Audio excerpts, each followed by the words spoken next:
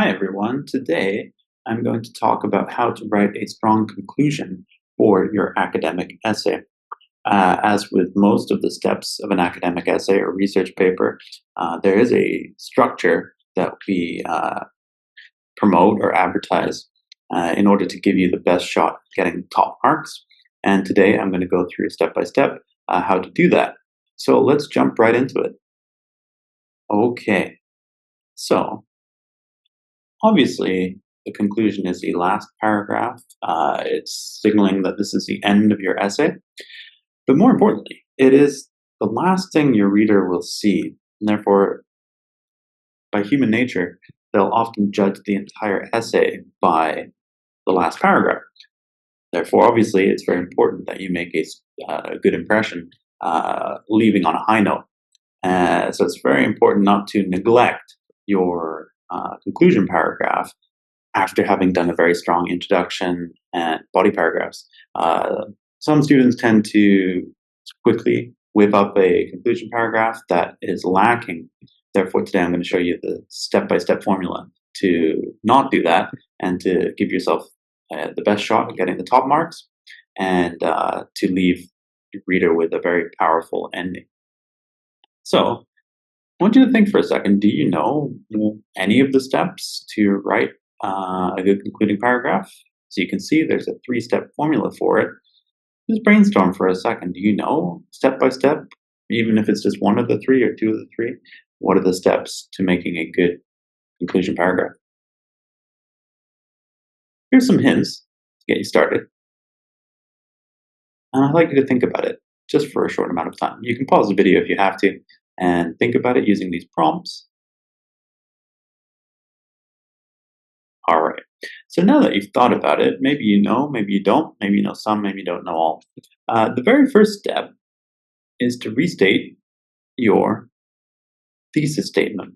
Again, the thesis statement is the most important sentence in your entire essay. Therefore, to start your conclusion paragraph, you restate it. We'll get to more of that a little bit later.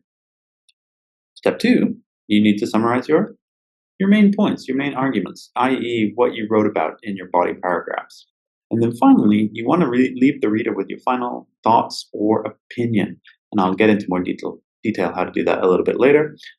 Just know with step 3, again, you don't use first person. In my opinion, I believe, I think, none of that.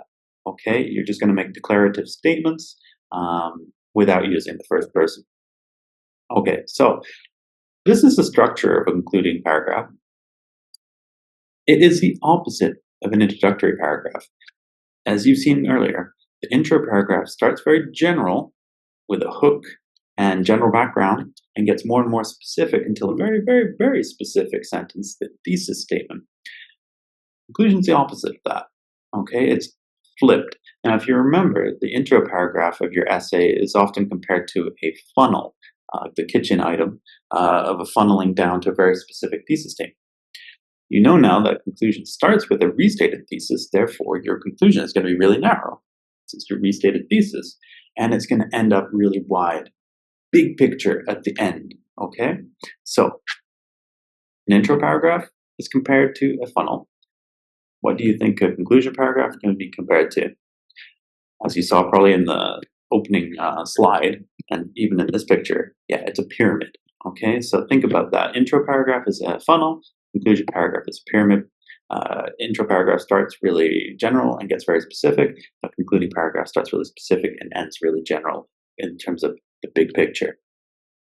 So let's start with that really narrow part of the conclusion, restating your thesis. So what you need to do is you need to restate, not repeat your thesis, okay? In slightly different words, remind the reader of your essay's argument in the first line of your concluding paragraph, okay? You need to do that with different words. You cannot just copy and paste your intro paragraph thesis to start your concluding paragraph. You do need to use synonyms. So take a look at, for example, this thesis, which came from an intro paragraph. To be effective employees in today's interconnected world, universities should require students to study abroad for at least 1 year. Now, let's look at how this would appear in a student's conclusion paragraph. Colleges must ensure students take a year abroad to study in another country, as learners who graduate with experience living in a foreign culture are better prepared to succeed in a globalized career. How do you think this student rewrote from the intro paragraph's thesis to be effective should require universities, students, interconnect world, study abroad? I want you to take a moment and look at the reworded thesis that would appear in the conclusion paragraph. And how did they reword those words from their intro paragraph original thesis? You can try now.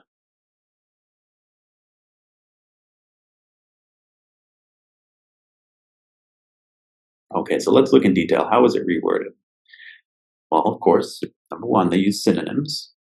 So this was the original thesis from the intro, and this was the conclusion's restated thesis. Let's go one by one. To be effective, what did that become? To succeed. Universities, easily changed from colleges, should require, must ensure, study abroad, study in another country, interconnected world, globalized. Students, learners. Okay, so there you go. You can see a plethora of different synonyms were used to reword their intro paragraph's intro paragraph's thesis statement in the concluding paragraph. That's not the only thing they did. They used another technique as well. They reordered the sentence without changing meaning. So if you'd see interconnected world should, and then study abroad for 1 year, that's the main tenet of the intro paragraph's thesis. But in the conclusion, they changed it around a little bit, which is perfectly fine as long as the meaning doesn't change.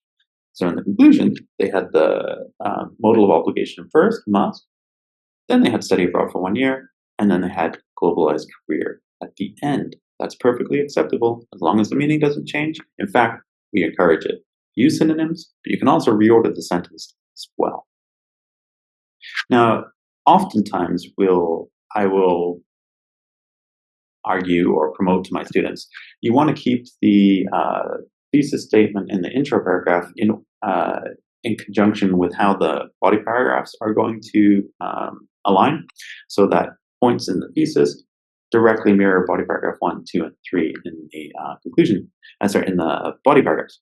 However, in the concluding thesis statement, you don't need to do that because you've already written the body paragraphs. So that's why you can reorder it and play around with the order. As long as the meaning doesn't change, you're fine.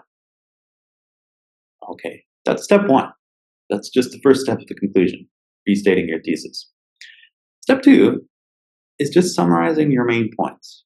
Okay, so you've got to remember, in a conclusion, you don't want to really be introducing new ideas, at least in step 1 and step 2. The majority in step 1 and step 2 of your conclusion, you're going to be revisiting ideas that you talked about in the body paragraph. You need to remind your reader what you talked about, what you've argued in your 3 body paragraphs. However, once again, don't just copy and paste from your body paragraphs. You've got to rewrite those points using new words, again, using synonyms, reordering the structure of the sentence. Any of that is fine. Just remind your reader what you wrote about in your 3 body paragraphs using different words. Okay, that was pretty basic. It should be pretty straightforward. So let's move on to step 3, which is where the majority of my students fall down. And I don't want you to fall down. I want you to finish with a bang. Again, this is the last thing your professor or the reader is going to read in your essay, aside from any bibliography or reference page that you have, or any charts and things like that. But the actual bulk of the essay, your written words, this is it. So you need to finish with a bang. So how do you do that? Well, can you think? I said earlier that step 3 is leaving the reader with your final thoughts or opinions without using first person. Here's some hints. How can you offer your final thoughts to your reader? Take a second, look at number 1 and 2. What do you think they are? Well, if you said for number 1, make a prediction, you'd be right. Or number 2 is another option. You can suggest a solution. Yes. One option, make a prediction. Second option, suggest a solution. Either of these are highly recommended ways to offer your final thoughts or opinions. All right, so let's take a look at how you do this. maybe making a prediction first. Here you can see, well, what do you think is the topic? Well, yes, of course, we're looking at CO2 emissions and renewable energy, so maybe global warming. Now let's take that topic and let's think about how you can make a prediction. Now there's two ways you can make predictions. So we just said there's two techniques to offer your final thoughts or opinion. Make a prediction, suggest a solution. We're going to look at make a prediction alone first, and there's two ways to do that. The first way is tell the reader about all the positive things that are going to happen if the actions that you've suggested in your essay are taken, i.e., look at all these great things that will happen if we do what I say. Okay, you've been saying, making these arguments, we need to do this, this, and this, or we must do this, this, and this. Okay, end your essay by telling the reader all the potential possible great things that will happen if that comes to pass. If governments or society does what you're saying, what are all the great things that are going to happen as a result? The other way to do this is the other side of the coin, the flip side. Tell the reader all the negative, terrible things that might happen if all the actions that you've been suggesting don't come to pass, are not taken. So, wow, look at all these horrible, awful things that will happen to the world if we continue not doing what I'm suggesting. All right? So that's the flip side. Which is better? Look at the positive things if we do what I say, or look at the negatives if we don't do what I say? It's up to you. Sometimes the negatives can be more impactful. It really depends on the topic. Sometimes raising the alarm in the second option here can be more effective. It really depends. Maybe you need to brainstorm both options. All the good things, if we do what I say, all the bad things, if we don't want to do what I say, and you judge them. Which do you think is more impactful for the reader? The other option is to suggest a solution. So, if your essay was about the causes of climate change, why don't you give some potential solutions to fixing climate change? Okay, you've said maybe you've looked at all the reasons as a causes essay why climate change is happening in the 21st century. Okay, now give some solutions in the end. What governments can do, what society can do to fix it. The other option is, well, not the other option, but if you were, again, suggesting a solution, maybe you've done an essay on, maybe it's an effects essay, and you're looking at the high rates of suicide in Japan, which is a popular topic for my students in Japan. Well, solution could be offering some potential realistic steps that could be taken by individuals or the government or Japanese society to help put an end to these high rates of suicide. Okay? Effective, reasonable, applicable steps. Right? For both. If it was about the causes of climate change, you're giving solutions, you got to make sure they're realistic solutions. Something that could be implemented, could be a practical solution that will give your solution a credibility. And the same thing with the effects essay on high rates of suicide in Japan. You've got to give realistic steps and suggestions that the governments could take, or individuals could take, or society, or towns, or communities could take to put an end to high rates of suicide. So just be careful with suggest a solution as your ending tactic. It's absolutely very effective, but you've got to make sure that it's realistic. Okay, so there you have it. Today, we've looked at the two ways to finish your essay. In step 3, the overall format. Once again, restate your thesis, summarize your main points, and then leave the reader with your final thoughts or opinion. And the two ways of doing that is maybe make a prediction. And the two ways of doing that is look at all the great things that might happen if we do what I say, look at all the terrible things that will happen if we don't do what I say. Or you can, step 3, finish with a solution, and you want to make sure it's a realistic solution, a practical solution, something that could be implemented by society, by governments, by people, by communities. It will lend credibility to your end of essay, and you will finish with a very realistic bang that will, probably put your reader in a good frame of mind, especially when they go to grade your essay. Okay, so don't neglect your concluding paragraph. for your essay. A lot of students get hung up on their starting strongly with the hook and make sure they got a good thesis. They make really good arguments in the middle, and then they completely neglect the conclusion.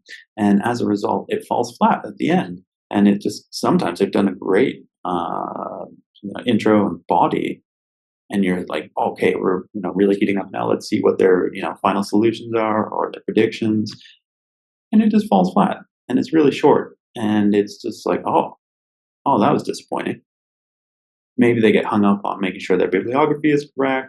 That again, they put all their effort into the body of the paragraph, the body paragraphs of the essay, but they completely neglect the conclusion. So hopefully, with this three-step formula, if you follow it to a T, I think it will give you some structure. And if you do it well, you make it credible. I think it will just be the final icing on the cake, and you will. Your professor, your reader of the essay will go into the grading portion on a high note, feeling good about your essay, as opposed to when students neglect their conclusion, it's kind of deflating and it was disappointing. And that's not the frame of mind you want a professor going into when they're about to grade your paper.